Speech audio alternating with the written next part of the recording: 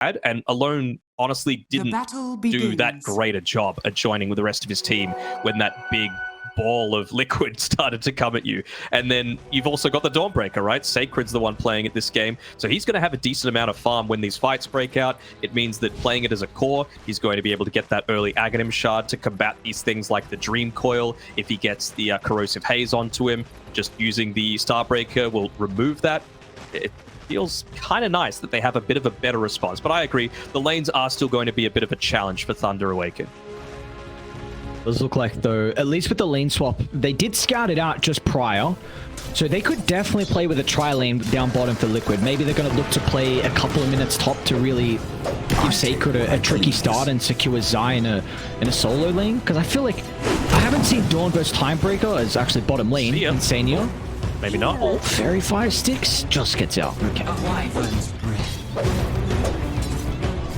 Certainly not an easy lane for Matu, though. He was forced to stay all the way back inside the trees when that Arctic Burn was up. Of course, it's only one hit that you really need to get the full impact out of it. Drains about 30% of your HP for a single right click.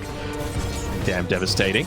But it also means that you're not going to be trading all that well in terms of these last hits against Pakazs. You don't want to be giving him that early level advantage. Sacred. With the minus armor, should be able to get back to the tower though, so Sacred's going to be okay. When do you want to see Boxy come down to bottom? Does he even maybe just continue bodying top and then you force them to bring their support up to Sacred's lane? I think at the very least you want Sacred to just have to expend so much money on regen that he's not going to be a factor in a lot of these early fights, right? Like, Dawnbreaker needs those couple of items. It's not much, but you need like that Blink Dagger, you need the Aghanim Shard, you need your Soul Ring Phase Boots to actually feel impactful. And if he's just constantly having to ferry himself out some regen with how this lane's been going so far, he's not going to get to a state where he can do that. He is third last on net worth right now. Not having too fun of a time at all is Sacred up top. Meanwhile, Insane is going to take a decent amount of damage. Matthew and Pandamu, they've lost their abilities, of course, being on cooldown, so they're going to be relying on the right clicks instead, but Insania's got plenty of regen to be able to go through that. They're still chasing. I mean, Insania is happy with this. Not that Slardar likes to be laning into the Monkey King, but even just to have a little bit of free time to get some extra last hits underneath the tower feels nice for Matu. He's actually the one that gets onto the level 3 first, so it's a lot of extra damage that you can use with the Bash of the Deep, provided that you time it well. You're going to need to be a little bit more careful on these supports right now. They haven't also... They haven't blocked the camps as well, at least towards the outpost, so Insania will have multiple options to play with, depending on creep. Sacred, if he... No, oh, okay. There's no chance he gets his solo kill on the Boxy, that would be huge. Cards? Okay. The Hellbear's gonna end up dying there, but it's pretty good. Look at that. It gives you an extra 100 attack speed as soon as it dies, so that's pretty significant for this lane. The aura was also giving an extra 15, so I was thinking maybe they attempted to make a play, considering you do have a Slardar with that Bash of the Deep up at level 2. Insania's going to be in some trouble. Really nicely done. Matthew was setting up with the tree line. Pakazs pounces as soon as they see the Enchantress out of position, and that is first blood picked up. I think he got one extra hit in there that he probably should have with the Jingu Mastery. Otherwise, Insania might have lived there. He eventually got off the enchant, so he's not going to have it for going back into the lane, but to give up first blood to Pakazs is setting Thunder Awaken up for a good start to the game.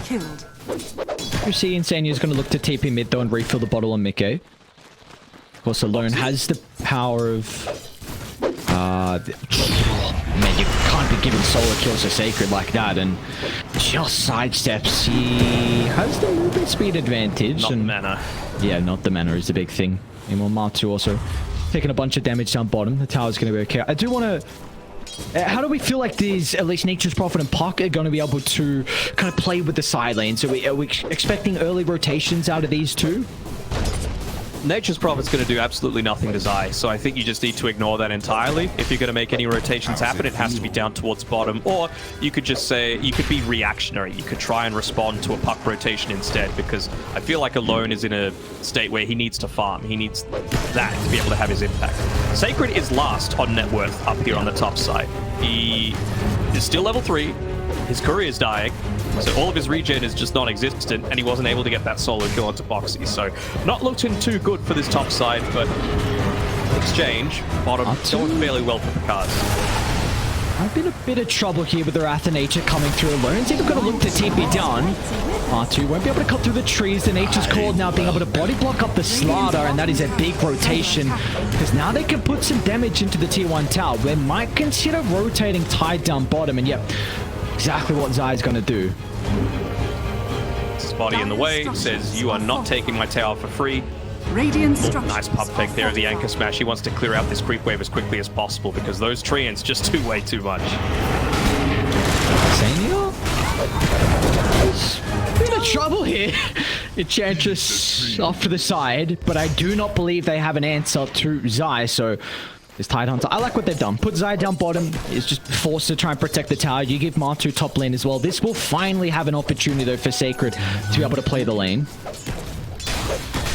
It's like a little bit unlucky there. Mickey might get a solo kill mid. Oh, beautifully done. Doesn't get the haste, but as well. Yeah. So he gets a kill, and oh, Sacred, I thought he was going to be able to step into the lane going up against Martu, but Liquid, they bring both supports to try and continue shutting down the offlaner on Thunder. Doesn't feel nice. I do like a lot of these rotations coming through, though, early on. I was thinking Nature's Prophet wasn't really in a position to do much down to that bottom side, but like I was saying before, Zai puts a stop to that. You've gotten past the stage now where you're really afraid of this lane with the Tide Hunter against the Monkey. Right? They are making a lot of rotations through. Just the 1 point in the Kraken shell. I'll get the kill. Alone, not even required. It's because it needs 4 though. Yeah, but that's huge. So if you can slow down Tide, because he is going for this Scepter build, which I do like in a game like this where you've got the kotl, but it's fine with bringing 4 heroes down, because now it's also going to be able to secure a tower. And we saw what Liquid can do in game 1 when they keep their towers alive early. Radiant's bottom tower. Yeah, for sure. And even Insania and Martu doing small things like making sure to tank up a couple of those tower hits. That's why Martu's so low, so that the siege creep stays alive. It's going to open up a lot more of the map for yourselves. So little plays coming through there from Liquid. You see Martu is... He changed his item build. He had the Midas queued up for a bit of time. He's now going to be going to the Mask of Madness, so kind of the build that we see from some of the offlane Slardars. It's interesting. I would have liked the Midas as well. It's important to be able to chain lock down the Monkey King, because otherwise I don't think the Midas is going to give you enough attack speed, because he'll just turn around and fight you, right? Whereas if you've got all of that from the Mask of Madness, it's what, 110 attack speed? You're just chain bashing this MK, and then suddenly the big strength of him is gone. Yeah, Midas gives you the capability, though, to be able to find your talents as Mickey. About this spy carapace, but even Zai's going to look to enter the lane. The threat of the Ravage if a team fight breaks out is going to make it difficult for Thunder to take this skirmish as Zai drops the ultimate, connecting onto all 3, but he's still going to be cautious about his health pool as Alone TP's into the middle and needs one more right click, and that'll be enough through the Kraken. And meanwhile, Mickey, he's cleaned up the Winter Wyvern. He's looking for more as well, but they will not have the stun to cancel Alone's TP, and now Thunder, they're even moving top, because with the threat of the Boundless, Mickey should be able to jaunt to the left. Pakazs is going to be able to follow up, though. Let's see if he's got the damage required to get the kill.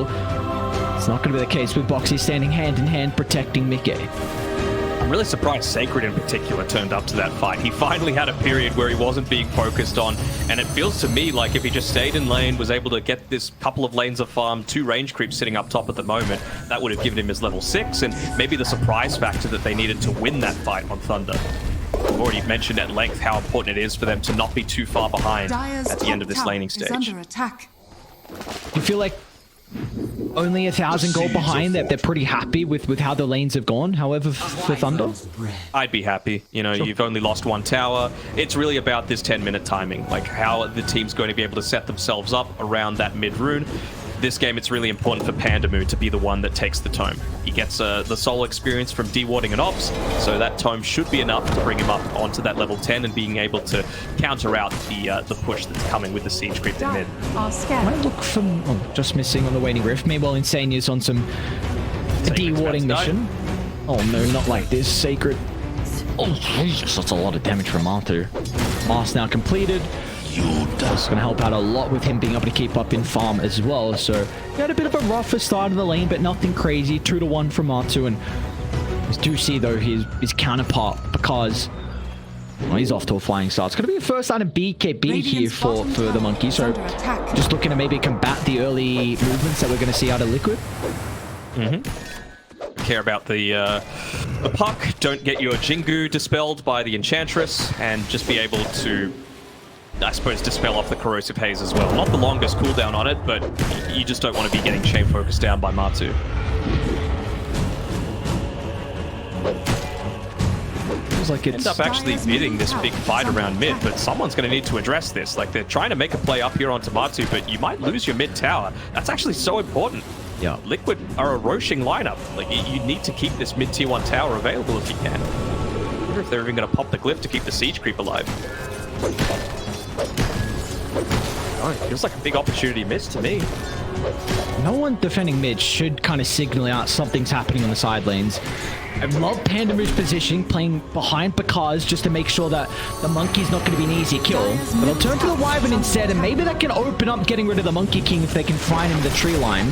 Meanwhile, top lane though, Matu, they can turn it back around with the rotation. Zai with the threat of the Ravage means that Thunder again need to play split up. Zai's just going to TP in to push them back and keep the Slardar healthy. Buying out as well on Zai, making sure to use all of that unreliable gold while he can. And that tower mid is dropping a little bit low as well, and Zania just using his Mr. Pinecone man for the ghost push coming through. Zai? Instantly Kraken's off the stun. You gotta be cautious because the rapid turnaround, nice pump fake of the ultimate, wasting this by Carapace out now. Mickey turns up the damage required to get the first, and now Matthews next on the chopping block. A blast will fly on out. This Boxy already has the Illuminate max out, and they are not done just yet. Pandamu even wrapped around behind the tower, not playing with the Winter's Curse, so we will not be able to hold back Liquid as they find 3 kills, and even Pakazs is going to be a bit cautious. We've got Command's going to get laid down. Does he have the damage? One more swipe of the clone will get the kill, but now Mickey, he's going to charge on forward. He's got plenty of magic damage to not need to worry about the armor.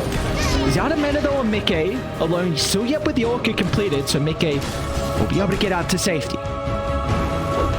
Matu going into the Blink Dagger next. I understand it, you know, wanting to be able to instantly get onto that Nature's Prophet or Monkey King, or hell, even the Winter Wyvern with the Mask of Madness, but it felt like with those couple of kills that they were able to get, I strongly disagree with the decision for whoever it was that got the tome, whose name wasn't Pandamu, to be able to take it. He is not yet level 6 against this lineup that's just been pretty damn aggressive on Team Liquid's side. They were able to keep that tier 1 mid tower for longer than they should have. Just actually, Carapace, unfortunately. Might be enough for the Wrath of Nature. Is he going to take out to the Arctic Burn? No. Barely any damage. I just got 3 points in the Arctic Burn, actually. You like this? 3-1-1? It depends, right? Because oftentimes the times where you see it happen more is when you're not as worried about the split push, when you've got more people on your team that need that farm. And, you know, with this Dawnbreaker having as rough of a time as she did, that is certainly the case. And also it just means for the laning stage, you've got a lot more... You got less need to spend money on stuff like mana regen, because you're not just spamming out that ability off cooldown. It's a much longer time between Arctic Burns, and it really does amp up its effectiveness. At least finally have the curse here on Pandamu. So Thunder, their potential to take team fights is still very solid. I feel like a lot of it is going to come down to the spell casting on Matthew. If this Nyx Assassin is an incredible answer to multiple heroes on Liquid, particularly the Puck and the Kotl, so Matthew's going to be able to play these fights. He also kind of wants levels as well to max that one out, but really what I'm looking at is this Aghanim Scepter almost completed on Zai. I'm intrigued if he goes a lot of the talents into the Gush. I have to imagine that's going to be the case. 15 I'm a little bit more uncertain about, just because the Anchor Smash damage reduction against someone like the Nature's Prophet and the Monkey could be incredible, but it does seem like he's really going to be the target in the Chakra, so I can of course see them going the damage route as well. Yeah, I think he's going to go the slow talent, just because you've got a Slardar that's wanting to chase people down, and anything that's going to just enable that further is going to be a positive thing. Even like, what exactly is he going to be crack and shelling off as well that you're going to need that level 10 talent for? It's basically just the Arctic Burn, right? Maybe the Nyx Assassin stun, but outside of that, you're not really caring all that much. This Gush does a crap load of damage. Like, we saw Tide be very popular, you know, a while ago, and the Scepter was something, along with the talents, that a lot of people would consider picking up early on, and it's a game where he's going to look to play his distance, honestly. Like, into the Monkey, you don't particularly want to be around the middle. Monty, run into Panamu. Oh, Curse used defensively, and Mickey's nearby. Offers the control to make sure there's no escape for the Winter Wyvern. Is that Roche? Yeah, you know, Curse on cooldown. That's a lot of their team fighting potential. Matu does have 2 points in the ultimate. Why not? Zai's going to go right on there. Maybe just waiting for his courier. Never mind. Uses the Gush for the first time. They're going to try and protect the Enchantress. Oh, Matu's going to be in there straight onto alone.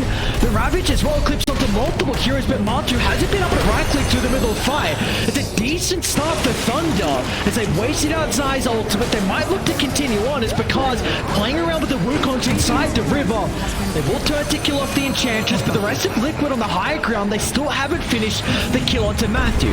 The Cold Embrace buying some valuable seconds for the rest of Thunder to be able to connect, and alone he's in with the Orchid as well, as Big A should be able to get the abilities back up shortly. He's actually going to orb to the left side, has the blink to work with as well.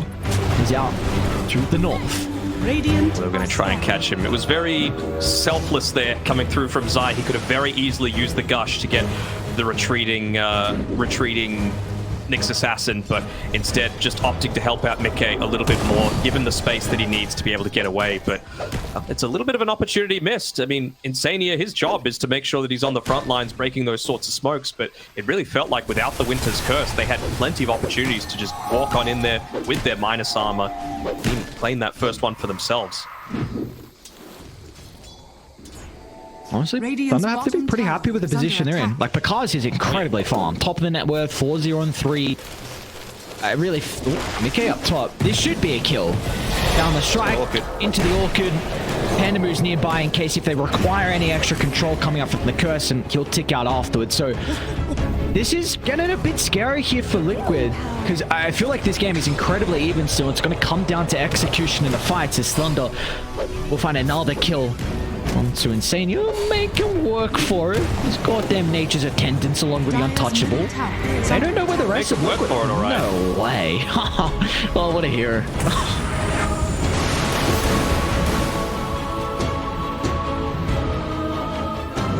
Matthew slowly getting away. So this is one thing that Liquid are going to look to do, I think, through a lot of the fights, is just play range with their abilities. Gush, Blast, Orb, even Impetus as well, but Insane's going for a bit of a different build this game than what we saw kind of in game one. And I think the way really to enable this playstyle is Matthew has to be the first one to die. Because always the threat of the Spike Carapace is going to mean that it's very difficult to chuck out these spells from afar. Yeah, absolutely. I mean, that's the main thing. I was saying during the start of the draft that the puck had sort of been answered, you know, in the laning phase with the Nature's Prophet, as well as in the game by the Nyx Assassin. So, yeah, if you just take out that Nyx Assassin's influence, then suddenly doesn't have to worry quite so much. But I like in Matthew's build, just going a lot of those valuable items, Tranquil Boots, Windlace, Magic Wand. I'm sure he's had a raindrops in his inventory over time, and then straight into the Blink Dagger, meaning that he won't need to play a little bit more on the front lines. What that does mean, though, is that a lot more emphasis gets put onto Sacred to play that ballsy role. The thing is, though, it doesn't really feel like he can until he gets the Blink Dagger in addition to this BKB. No one else wants to go on the front lines. Like, Pakazs still wants to sit back and farm. With how even of a game we are at the moment, do you feel like either side is happy with kind of the farming rate? Like, I should say, is anyone going to scale better Or is it kind of pretty even still at the later stages as well? Sorry, I'm just watching Insania invade. Position 1 Slardar is still a little bit of a puzzle to me, you know, because with all the farm that you get prioritized towards you, you do have the ability to literally lock down someone. So that's just going to outweigh anything, right? Insania? Easy kill. That's going to be able to outweigh anything. But with all of these like melee heroes with the minus armor build that Pakazs is going, like Puck can die very quickly. And you also have, I guess, a pseudo counter to the Tide Hunter, at least until he drops the, after he drops the Quelling Blade. Like, you can crack and shell out of all this damage, but if you get sprouted out and you don't have a way to deal with that, then Monkey King can just hit you from outside. He's got the extra attack range to be able to do so. And of that Deso, he's just about got the money for it. Foxy, oh no, don't blast the wave. As soon as he sees alone right clickings. Get out of the way. I'll let you take the wave instead. I mean, what a big deal it would be if ThunderA Awaken were able to snatch that Roshan away with all of that minus armor. They're not lacking in damage, that's for sure. Dawnbreaker does a crap load. Nature's Prophet, of course, very standard. He's closing in on his BKB as well, so Alone is happy to fight in about 2 minutes' time. I think also for Mickey as well, for when he's ready to fight, is with this Your Scepter, because he needs this defensive item now against the Orchid on Alone. He's going to be very hesitant about kind of showing up to some team fights without this one completed. So it really looks like we've got a little bit of a stale section in this game. Just both sides trying to find their farm. Just wait until everyone is ready to rock and roll. And then, of course, it's going to blow up from there. Very even. Of course, the stakes are incredibly high as well in a game like this. A little bit of a stalemate, yeah. I mean, it's the state where the BKB is so important for the Nature's Prophet. It's now been picked up as well by Sacred, and I mentioned before the value that this Aghanim Shard is going to give you, particularly against the Puck, and to a lesser extent the Slardar on Sacred. But the amount of value items that they've got on Liquid coming up shortly is huge. He's going to run into Pandamoo.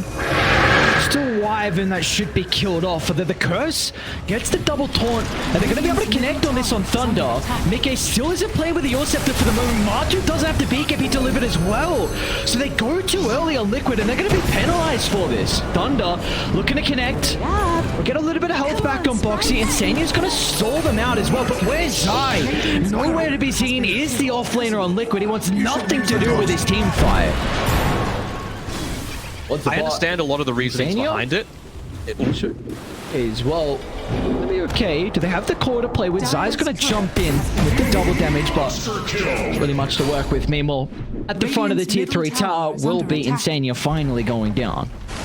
They tried to have a little bit too much both ways, right? I've already said how important some of these item timings are for ThunderA Awaken. They've got the Blink Dagger now on the Winter Wyvern. They have the BKB approaching the Shard on the Dawnbreaker. You've got a Blink Dagger on your Nyx Assassin. You've got a BKB on the Nature's Prophet. And I feel like they were just playing a little bit scared. BKB utilized mid lane. They got the first under the chain control. Viker's pucked, and now Zai's going to be in trouble as well. They're starting to move to his location, but they will be too late to connect, as Liquid just not taking fights as a team and without all their big items, and this will give a drastic opportunity up for Thunder to have the opening to clean up Roshan and put themselves in prime position in the second game.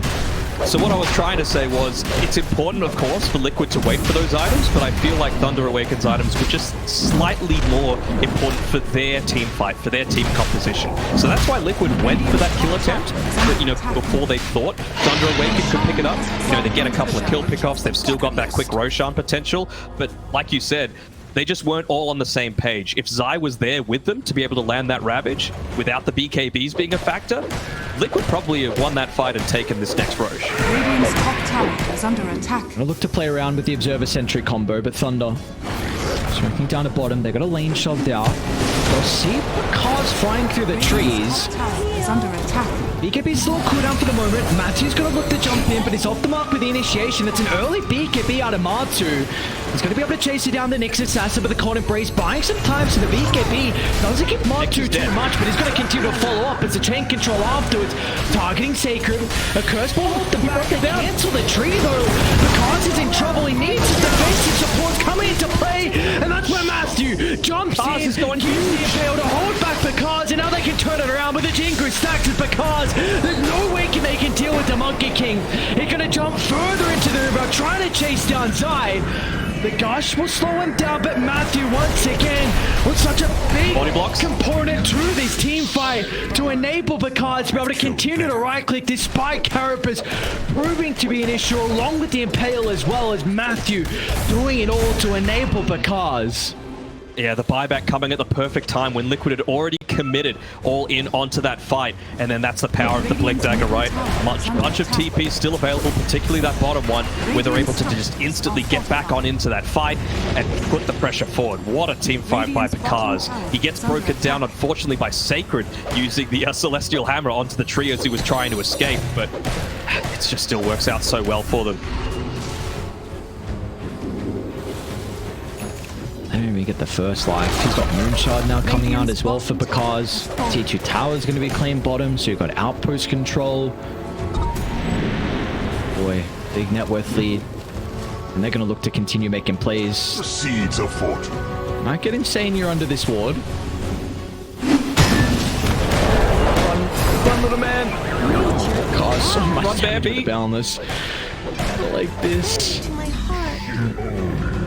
Just a sweep across the map. They take bottom, instantly the top. Loon's going to be able to claim the jungle, get the trees to try and take the T1 tower. A lot of map control going Thunder's way. Matu's in trouble. Matu. They caught a glimpse of the Slardar. I'm going to strike up in a couple of seconds. Matu will be okay though. Gets safely back behind the tier 2.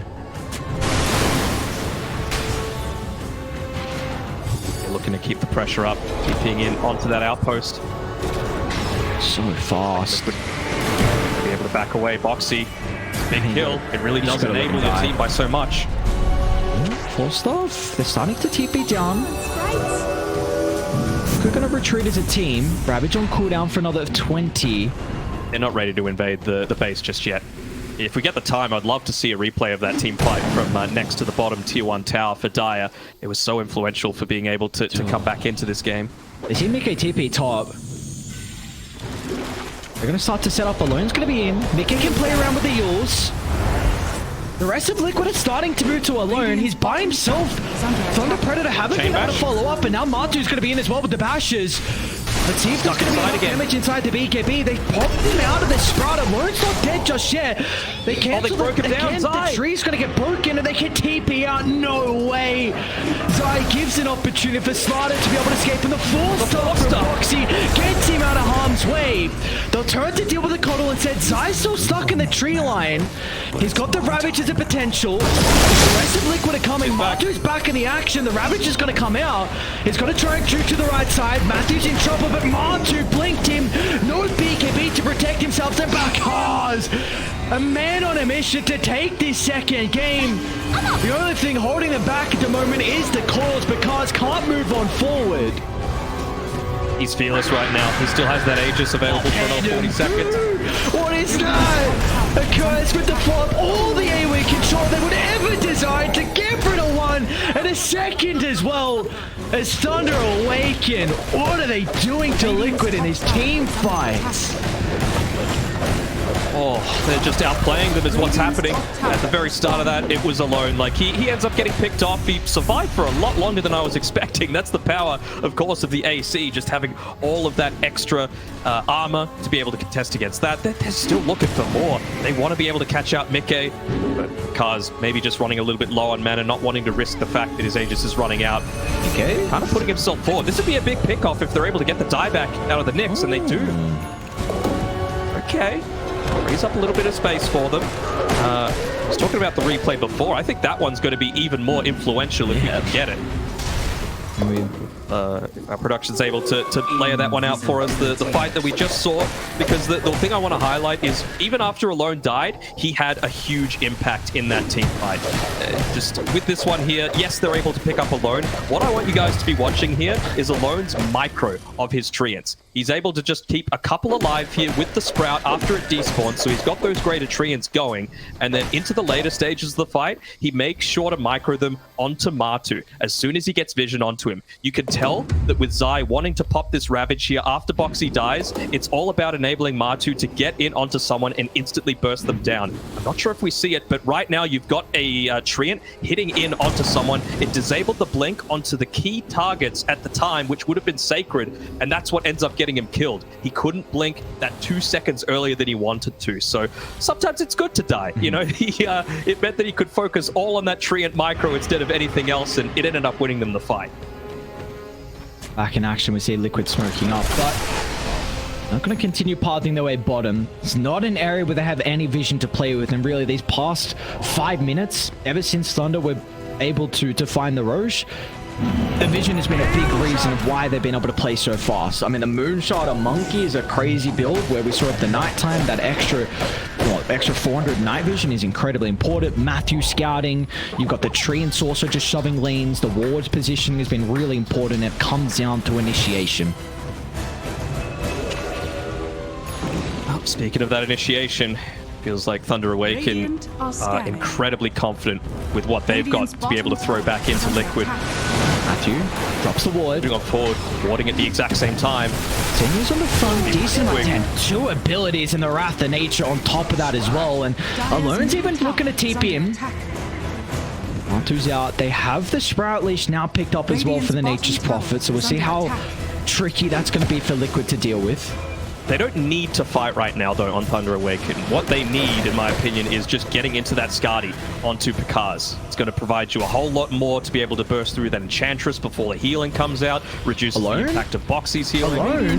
Oh my lord, this is an aggressive TP. Again, Martu's going to be out with the Spider Legs, but that is a BKB on cooldown now, which is incredibly important for the team fights. The Triangle, Mickey, looking to make some chaos.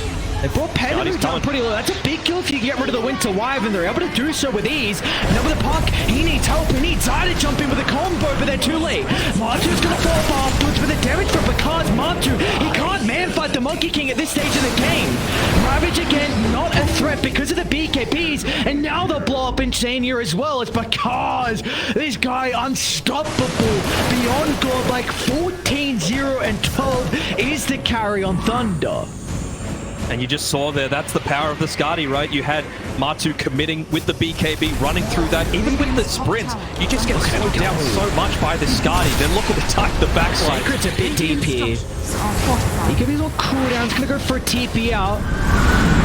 Ravage should be able to cancel that. Matthew's going to be in. There's a pretty big kill on Box. You in every single hero for the defense. A buyback coming up from Martu because he needs to play around with the bonus armor from the Wukong command, but that might not be enough. The Mischief dodge into the Jingu Sacks to get the kill. The Bastion's not there. Martu needed one more stack to catch out Alone. It's a big investment to hold the base. A buyback from the Slardar, but they could be considering Roshan.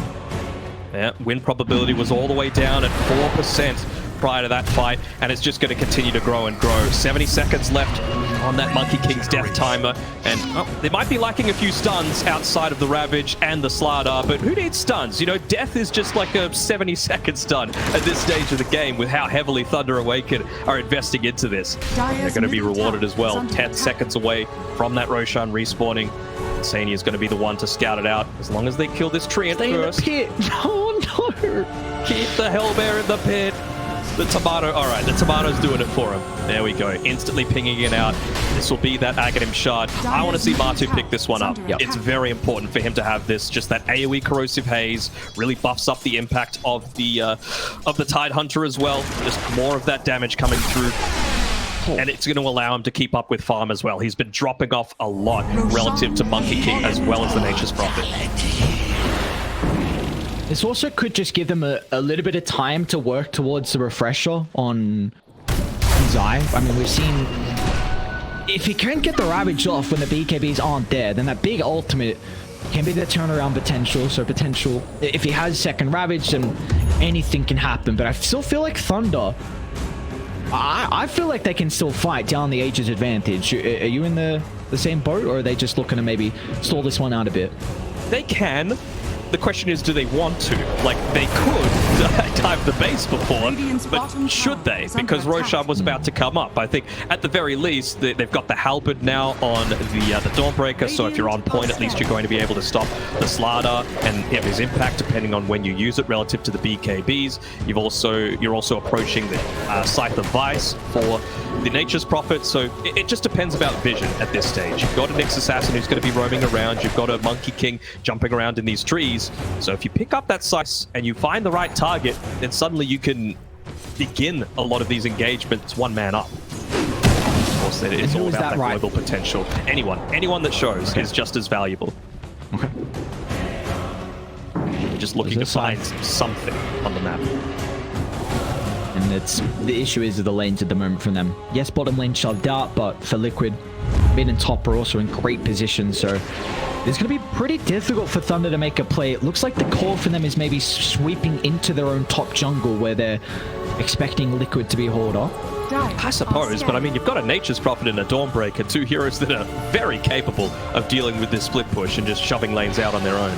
So, I don't know if this will be obvious, per se, but at least Matthew's going to be able to get off this D ward next to the Roche pit. Open up a little bit more of the map for them to play around, but yeah, smoke just to be able to achieve nothing into an Aegis when your vision isn't that great.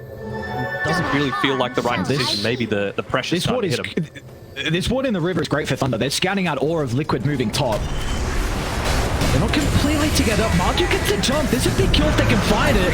He's going to look to turn around to the Nyx Assassin as well. Off the left side though. Oh, Mickey gets blown up.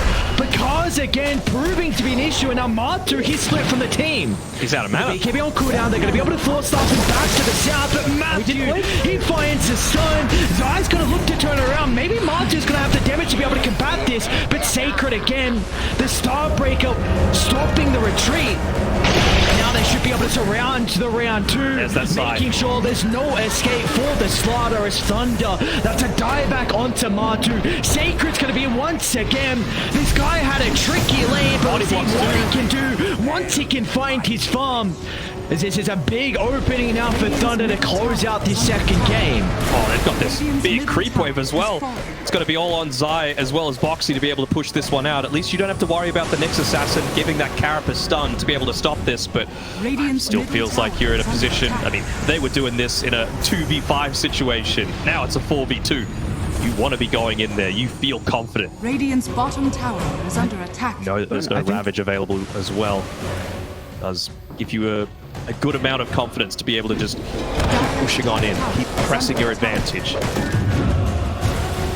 They need Matthew. That's the big thing. That's what can enable this high ground, honestly, with the Spike Carapace. So with him respawning, the two.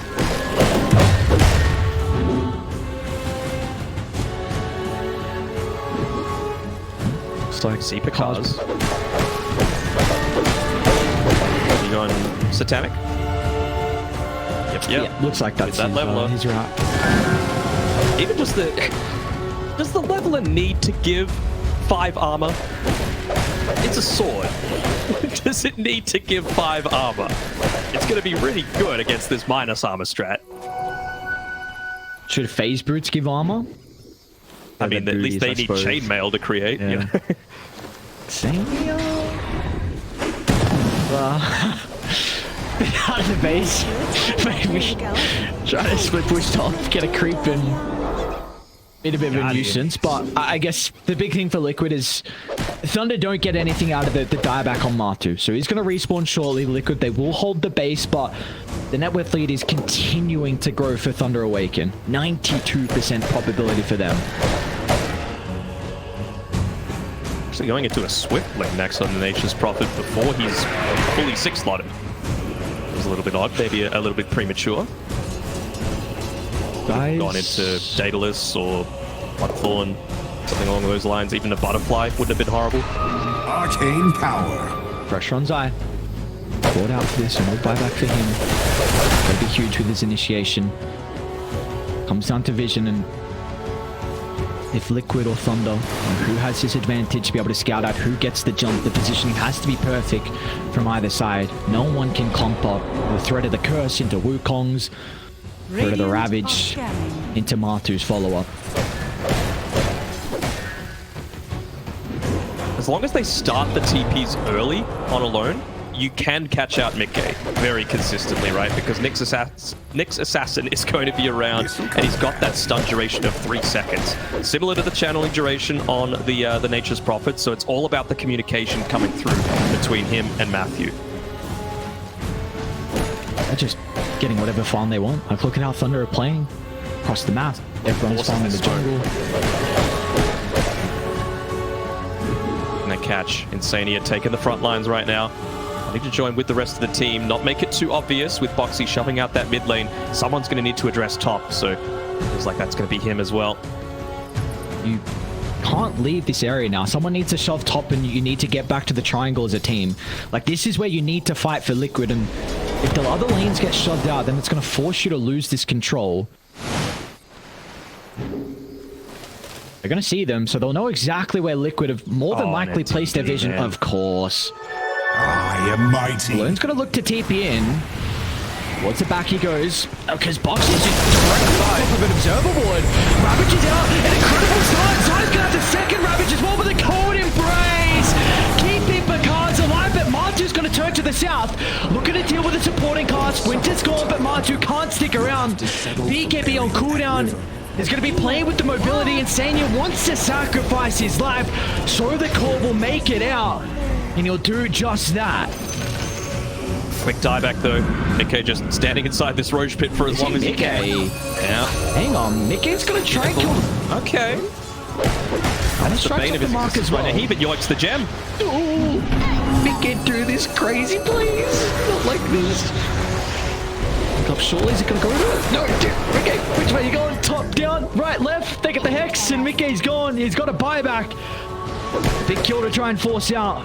He goes down into the dirt is where he goes, and well, it would be a big buyback to be expended as well. That Roshan has the potential to respawn. Of course, these late game items start to become a much bigger factor if you can get to that, but can you make the defense happen with your 100% confirmation that there will be no Ravage for this high ground? Martu jumped in. They need the buyback. Spox is going to protect him with the Force. As soon as they see Mickey buyback, they have to respect Liquid. Rest them up in 15 seconds as well if they can hold Thunder inside the base. This is going to make this retreat difficult, but Thunder, they will successfully get out, and that is a big victory for them. Radiant's bottom tower is under attack. It's a bit weird. I saw Sacred use the Starbreaker while he had the Solar Bind on him, and it persisted, but it's dispellable. So, kind of weird. Then you've got something like Dream Coil, which you coil someone pre-level 25 and they use the Q with the Aghanim Shard and it just goes away. It doesn't like re-latch afterwards. Martu's under a ward right now. They're going to look to TP in as well if he... Ooh, thought he was going to go for that wave. Spidey senses. Haste! She's up though. He's damn close. But he's actually got the Satanic, my bad. I think you have to give this Rose shot with Ravage on cooldown and Refresher as well. I think they need double Ravage to turn a fight around. Wyvern has to be the first one to be killed off though. We saw what happened last fight, kind of at the top of the pit. They had the potential to kill the Monkey King, but with that cold embrace keeping them alive, there was no chance for Liquid to take that fight. Yeah, that's why Panda Boo has just been playing nowhere near the rest of the team. He's like, all right, well, if you're going to find me, you're going to find me well behind enemy lines where we've got plenty of vision set up to be able to catch you out. So it's just about those choke points in hard to reach areas that Panda Boo's been so good at positioning himself in. To restate the importance of this game in particular as well, and both sides are still yet to determine whether they're eliminated or into lower bracket even. I think for Liquid, I don't think for Thunder, but for Liquid they still have the potential to even make it to upper bracket as well. So still a lot is on the line here. Every game matters at the PGL Arlington Major. Pakazs?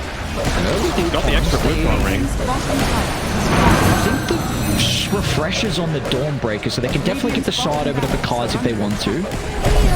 just wants to make use of those double Starbreaker charges to not care about people like fuck at all. R2's going to be in. Damage to start. They're going to look to poke him down. So much health coming back from the Satanic and the Boundless. But a B can be expended early. See if they give him a refresher. Sacred going to?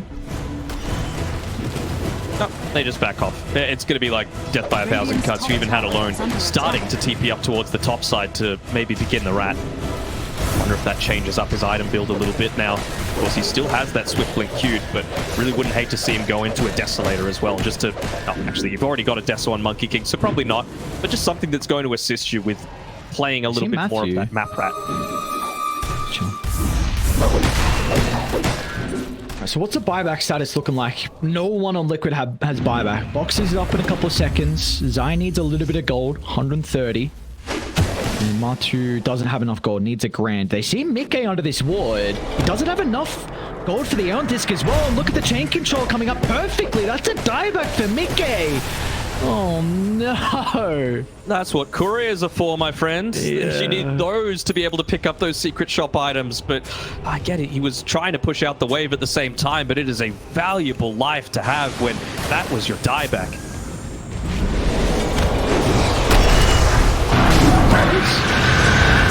R2's going to be in. A curse though from Panda who gives him the opportunity to lay it down the Wukong's command. They need to try and get out of the ring, but Thunder making sure that's not a possibility for Insania. And Matthew's going to dive out of the T4 towers as well. As Slardar stuck inside the Sprout. No buyback, and that'll be all she wrote for this game too. Thunder. What a performance from them. Off the back of Pakazs. Only one death. Zai will make the attempt, but the Spike Carapace is preventing the second Ravage. They're going to go for it, but it's just too much. Pakazs feels like Jingu Unchained in this game. He is just way too strong. 18, 1, and 20 to be able to finish up this one. And this is why you give Alone that Nature's Prophet in the